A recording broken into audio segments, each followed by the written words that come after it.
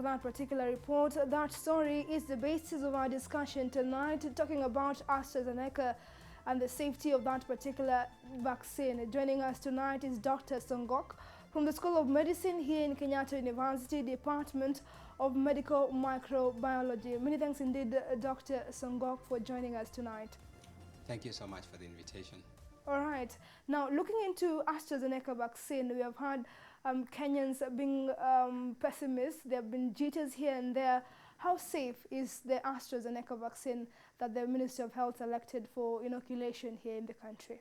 So, a little bit about the background of the AstraZeneca vaccine. So, when the vaccine was rolled out, there was some resistance to begin with. So, some people were skeptical about it. They say that, because they're using a new technology, it's unlike the other technologies where the virus was actually grown in cells and then attenuated that way. This one is where they're using the DNA technology. So what they took is they took the adenovirus, weakened virus from chimpanzees, and then they put the spike protein, the genome that codes for the spike protein, and then injected it into people. So people are skeptical about it to begin with. So going back to the issue of safety is that studies have shown that, there were some concerns for sure, like, patients who got the vaccine, some of them developed blood clots in the mostly brain blood clots. And these blood clots, when they looked at it keenly, what has just been reported is that it was about 20 people out of 20 million who are vaccinated. So when you look at it, the ratio is very small, like 1 to a million. So in terms of safety, it seems to be quite safe to get the vaccine. All right. Now, let's look into the scenario that was recently witnessed concerning Meru Governor Dr. Kiraito Murungi. Yeah. Now, the concern was that he got COVID-19 days after he was vaccinated, and therefore the question was, when and how does the vaccine now start working to produce the antibodies? Because some raised concern saying one can be vaccinated and within days, a week, you contract COVID-19. How is the correlation concerning these two particular cases? Yeah, that is a good question that raises concerns in many people. And whenever there's a pandemic, people need that you get a vaccine today, tomorrow you are good to go.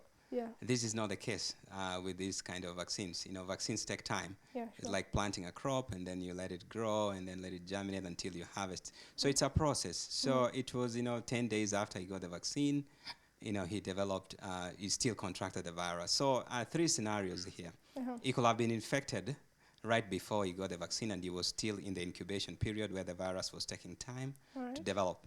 The second scenario is that he might have been infected right after he got vaccinated. So, that by then he had not developed enough antibodies. And then the third possibility is that, the vaccine is 63 to 70% effective.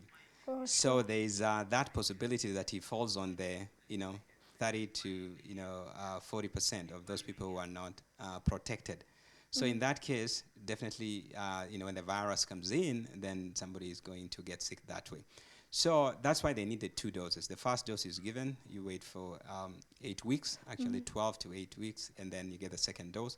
So they say it takes about, studies have shown that it takes about 90 days actually to develop enough antibodies to protect somebody against the virus. So after the first shot, it takes about 4 weeks, I'd say 3 to 4 weeks, and then enough antibodies are produced, white blood cells, to counter the virus. And then after that, after the second dose is now after 90 days is when somebody can say, I'm fully immune to the virus. Still on that, does that now mean that when you contract COVID-19 and you had already been given the first jab, does it now cancel the first jab, or do we assume now that the body will assume that you had COVID-19? Does it in any way affect the first vaccination that you had taken, the vaccine you had taken, sorry? No, I don't think so, because actually studies have shown that if somebody got infected the first time, definitely you got the antibody circulating already in the body. So the chances of getting reinfected again, unless it's a new variant, because now we have the mutation. So with the mutation, now that throws a spin on the whole fight against COVID. But if you got the first vaccine, but you have not developed enough antibodies, it's possible that somebody will get sick. But what the vaccine is doing is that it's limiting the severity of the symptoms. So instead of somebody getting really sick to an extent that they will go to the ICU, Right. it really generates enough antibodies that you just kind of feel that mild sickness and then you're fine thereafter. Yeah. All right. Now, the concern, Dr. Songoke, in the country is that we have not seen key leaders getting vaccinated. Sure. And then they are not getting vaccinated at a time when Kenyans are quite skeptical concerning the issue of Astrazeneca vaccine. When I mention leaders, I'm saying, for example, President Uhuru Kenyatta, you have not seen him being on the forefront to get this vaccine, which has sort of affected the public and created some sort of mistrust. Do you think, the leaders have sort of, not shown goodwill for this AstraZeneca vaccine, even though it is not mandatory? It is a voluntary process. Sure. I mean, as the president said, this is a voluntary process. If you want to be vaccinated, you can be vaccinated. If you don't, then, it's not forced. And I think the public has a point in the sense that the way the message was passed to the public was not that, they didn't, I'll say that the healthcare profession just didn't take enough time to teach the public about the importance and the safety of these vaccines. So as you mentioned, we've not seen the president, we've not seen the vice president, we have not seen the prime minister go up to get the jabs. And I mean, they gave some reasons that, the frontline workers need to get vaccinated first and they don't fall in that first group. So maybe when they, after all the frontline workers are vaccinated, maybe they'll come in. And, but what I like to caution the public is that it's your health, it's just upon you. You are not protected by virtue of the president getting vaccinated. When you get sick, it's just one person who is, it's you who is feeling the pain. It's the shoe wearer who knows where the shoe pinches. So in this case, I'll say that if the vaccines come, we've seen that, the benefit outweighs the side effects. So it's up to the public to really take, or individuals to take charge of their health at this point. All right. But now, you see, at this point of the pandemic, we are seeing some sort of rigidity when it comes to the vaccine, and not because it is AstraZeneca vaccine, it is because it is a vaccination process, and this has been seen time and again concerning different vaccines, including the HPV vaccine. Sure. Now, why are we seeing key religious institutions, some key leaders refusing to get the vaccine, and Kenyans at large still refusing to get the vaccine, especially young people who now think that maybe they might be asymptomatic to this coronavirus? Why are people so adamant in refusing to get the COVID-19 jab? Yeah, I think there are many reasons for that. When you look at vaccination, it goes back to 1600s, okay, 1500s. People are not accepting, vaccination. So it's not something new that people are refusing to accept a vaccine. In fact, when smallpox vaccine came, people are like, why are you preventing something that came from God? Okay, so there are proponents of anti-vaccines. And, sometimes they have some valid points that they can bring on the table, and it's worth listening to them. But we've always had people who refuse to accept a vaccination. But what I like to point out, too, is that when you look at what vaccines have done for humanity, they have really transformed people's life. If you look back in the 1800s when we had the smallpox, which killed about 300 million people, when the vaccine came, it stopped it. We had polio. When you walk in the streets now, you don't see a lot of people who have deformities because of the vaccine. We got the BCG vaccine, it works, to some extent. We got the flu vaccine, it works. So there are many reasons why people refuse. And one could be just religious leaders who don't have full information about it, or they refuse because of a particular methodology that they used. For instance, they say these viruses were grown in embryonic tissues, and we are not going to accept it. Okay, so there are some component of that. The other reason is that herd immunity has been there. Other people have been vaccinated and they don't see any effect within their kids, so they think that because they didn't see anything, then vaccines are not that important. And I mean, there are many reasons why people have why they're just not vaccinating their little ones. And with the COVID vaccine, I think the other resistance is that people are used to vaccinating babies. Now you're an adult. Somebody tells you, hey, walk into a clinic, get vaccinated. So there is that mentality that we need to get away from, that even adults can be vaccinated. I mean, we just need to say, it's a pandemic, guys. So that's my take on it. All right. Now, during this period of COVID-19 pandemic, we have seen different vaccines from AstraZeneca, of course. We have seen Moderna, Johnson and Johnson. There was Sinopharm from China. Now, why did the government procure AstraZeneca, a vaccine that is now turning to be controversial, stopped in some of the European countries, but now you're seeing a review of the measures they had taken? Why did Kenya resort to AstraZeneca vaccine at a time when, coincidentally or unfortunately or fortunately, it is being faced with controversies? Yeah, I mean, that's a good question. I think the reason, I mean, my opinion is that some of the initial studies that were done with the AstraZeneca vaccine were done in Kilifi, Cambridge. So I think there's that good collaboration. Like we share some data with them, and we were able to form a rapport with them. And then when it came to procuring the vaccine, we were on the front line on their end. The other reason could be that this was the you know UK was willing to give us this vaccine. So in a pandemic, we accept what we get for that reason. And I think probably they offered a good price tag for it. So that's why Kenyan got the vaccine. And also KUTV plays a role when it comes to vaccine distribution. The other important thing about AstraZeneca vaccine as opposed to Pfizer is because of the storage. So it doesn't require very cold temperatures like the Pfizer, which requires a very high refrigeration, -80. This one is just at normal fridge temperature. It can be stored and distributed. So I think there were many factors that were looked into by the committee that decided on procuring this vaccine. Yeah. Now, let's look into the issue of the third wave of coronavirus here in the country. Some of the health experts have said that this is one of the most dangerous waves we have had in the country as compared to the second wave, and it comes at a time where the Ministry of Health is inoculating the public. Now, from where you sit, do you think the third wave is the most dangerous, quote unquote, sort of a wave of this particular pandemic? Yeah.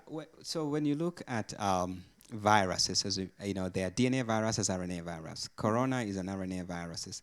Viruses make mistakes when they are replicating. So this third wave, as I mentioned, it could have been driven by two major factors.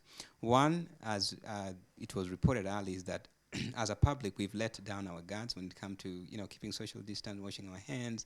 It's almost becoming too normal. Yeah. That people have just relaxed a little bit. The other factor is that the virus has changed, right? So we have new variants now. So when it started, it was just the old COVID-19. Now we have the South Africa variant, we have the UK variant, we now have the Japanese, we have even one from Nigeria, and also we have the New York variant. So there's quite a number. And here in Kenya, the problem is that it's like we are shooting in the dark because we really don't know which variant is here. The last sequencing that was done in January by Cambridge Kilifi. So right now we are not really sure. Is this the UK variant that is here? Is this the South Africa variant? And the UK variant has been shown to be more virulent.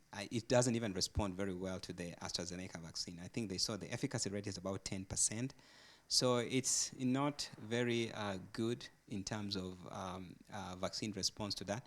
But we don't know. So this third wave, as I mentioned, can be driven by those two factors, the social aspect that we have just relaxed, and the virus has changed. So, and this virus, if we have the South African variant circulating, it is twice as transmittable. So instead of, if one person had it, instead of infecting 2 people, now it's going to be 4. And then 4 infects, another, twice that. So it spreads more faster than the first virus. All right. Now, today the Ministry of Health is talking about having a positivity rate of 22.1% here in the country. When we look into the second wave, some actually didn't even notice the impact of that particular wave. But now in the third wave, which now is beginning, it is the beginning of our third wave, we are seeing it hit hard in terms of the number of deaths that are being reported. Now, are we foreseeing a situation whereby the third wave will be here for a long time? Do we see a situation whereby the Ministry of Health might have, to put in stricter measures like, closing the airport, our airwaves. Do you see that particular situation happening in the country, looking into the trajectory or the graph when it comes to that wave? Sure. The third wave seems to be more dangerous than the first two waves. Mhm. And the reason could be that the virus has changed. It's acquired different mutations that makes it more transmittable, more virulent on the host. So, is the government going to have a lockdown? Are we going to go back to the initial, measures that they put in place? That is unclear. Are we going to close down the airports? We don't know at this point. I think that's up to the Ministry of Health to make a call on that. But from my own point of view, if the new mutation is here, it's already here. It's So it's up to us to just deal with it. Closing down, I don't know how much of that is going to achieve. I think if we get enough people vaccinated yeah. and we have enough herd immunity, then we may be able to make some headways that way. All right. Now, talking about the issue of herd immunity, the government, of course, chose Astrazeneca vaccine, but you're seeing different countries not really decide to use one particular vaccine, like in South Africa. Although they are having a new variant, they had to stop AstraZeneca and have other vaccines due to the AstraZeneca vaccine not working for the new variant in South Africa. Now, here in the country, given that we're not yet sure which variant we have in the country, why does the Ministry of Health not, choose other vaccines to be mixed up with the AstraZeneca so that we can have either Moderna, Johnson and Johnson, as other countries like Australia and South Africa are doing? Yeah, I think that's a very, very good question. It's a very good suggestion. And I think until we know which variant is circulating in Kenya, as I mentioned, we're shooting in the dark. We can't really face our target. And I think the best thing to do in this case is to sequence, get more samples from the patients and do a sequence analysis, and then from there make a call on which vaccine are we actually going to use in this case. And then put in the measures that is required to procure these vaccines. For instance, as I mentioned, the Pfizer vaccines will require more storage facilities. So in terms of that, it may require that we do it may require that they do some modification in terms of be able to have the capacity to distribute and disseminate the vaccine that way. All right. Now, there's a lot of rumors, or let's say, let me call them rumors, going on the social media that the Bill and Melinda Gates Foundation conspired to have, the COVID-19 be in the world so as to reduce the population. I know you're a doctor. You have heard some of this conspiracy. Sure, They come sure. with any pandemic. Sure. Of course, as the public tries to get answers concerning some of this situation. Now, from where you sit, is this the case? Do you think it is? Because it is something that even journalists are trying to investigate whether there's Sure. some truth therein. Yeah, for every good cause, there's always a blind investigation to it, or a dark side to it. So when you look at the history of Bill and Melinda Gates, they have done a lot for humanity in terms of pushing for vaccination, pushing for climate change. So I think history speaks for itself. And then when you go to the question of are they here to reduce the African population in terms of this vaccination, and the reason why they bring the issue of fertility and the COVID vaccine is that they looked at the protein, the S protein, the spike protein that shoots out on the coronavirus. It looks the same as the syncytin-1 protein that is found in the placenta.